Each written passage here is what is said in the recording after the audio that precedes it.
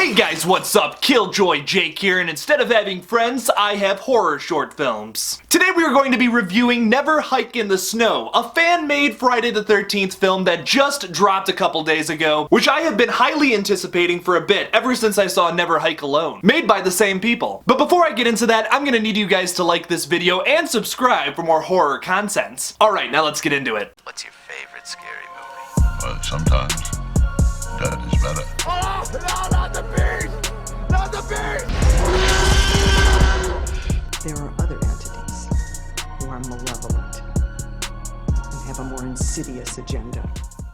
So first off, let's talk about the good. Jason finally in the snow! We finally got to see Jason killing people in the snow, something we have been wanting to see for so long now. It's been talked about forever that they were going to make a movie with Jason in the snow. Tom McLaughlin, the director of Part 6, said something about wanting to make a sequel to Part 6, Jason Lives, where he would actually be in a snowy biome that time around. And unfortunately that never fleshed out, but at least we got this cool little short. Tommy Jarvis played by Tom Matthews. And no, it's not Thom Matthews, as I might have thought at first. Kind of like how King Batch's name is not pronounced King Bach. Yeah, I'm still angry about that. He was also in Never Hike Alone, also playing Tommy Jarvis, and it's so cool to see like an actual cast member from one of the original movies being in one of these fan-made films. It's so cool considering we haven't gotten a Friday film since 2009. It's been almost 12 years since we've gotten one of these movies. And the lawsuit still isn't over to see if we're gonna get another movie or not. For how low the budget was, this film had some great practical effects. I will always complain about your practical effects not looking good in something, especially because of a short film like this that can have a seriously low budget, still maintain dope looking practical effects, then yeah, you can do it too, Hollywood. You'll need to read a page from the Womp Stomp film playbook. And surprisingly, this short has a really good story. A great story compared to all of the other movies where, you know, it's basically just the same thing every time. Camp counselors go to Camp Crystal Lake and they're kind of stupid for doing that, they get killed while they're having sex. This film, I actually felt bad for that guy who died at the very beginning. You got to see his mom and you got to see some backstory. You really felt for the character, and honestly it was really sad to like have him die. Probably the first time in a Friday film of any kind that I've been upset about a character dying instead of, you know, rooting for Jason like I always do.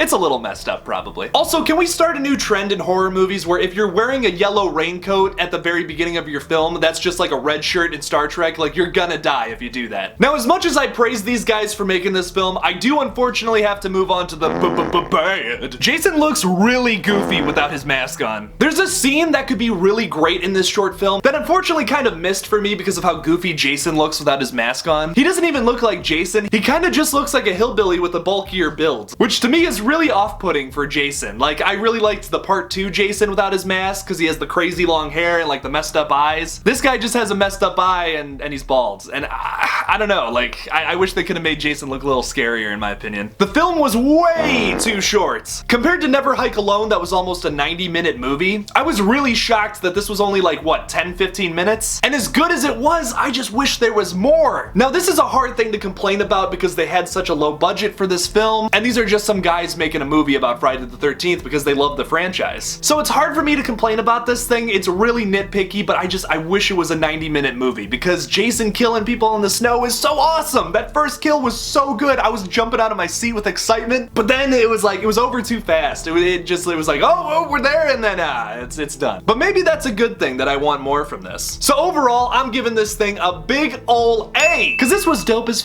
What I realized from this is I want a new Friday the 13th movie so bad, made from people like this. People who are fans of the franchise and actually know what they're doing, unlike, you know, the people behind the 2009 movie. It's not bad, but it could have been way better. So hopefully that lawsuit can end soon. Speaking of that, they hashtagged it with "end the lawsuits," because seriously, like, I want to see more of these films. I mean, they just rebooted Halloween to a whole bunch of success. They're about to do Scream again, and we all know that's gonna be big. And Friday the 13th is right behind them, I hope. So what did you guys think of Never Hike in the Snow? Were you equally as excited about it, or were you kind of disappointed that it was too short? Leave me something about it in the comments below. Thank you guys so much for watching my review on Never Hike in the Snow. Don't forget to like this video and subscribe for more horror content. Don't forget to follow me on Twitter at KillJoyJake1 and on Instagram at KillJoy_Jake. And now on Twitch at KJJLive. And as always, don't forget to kill it out there, y'all.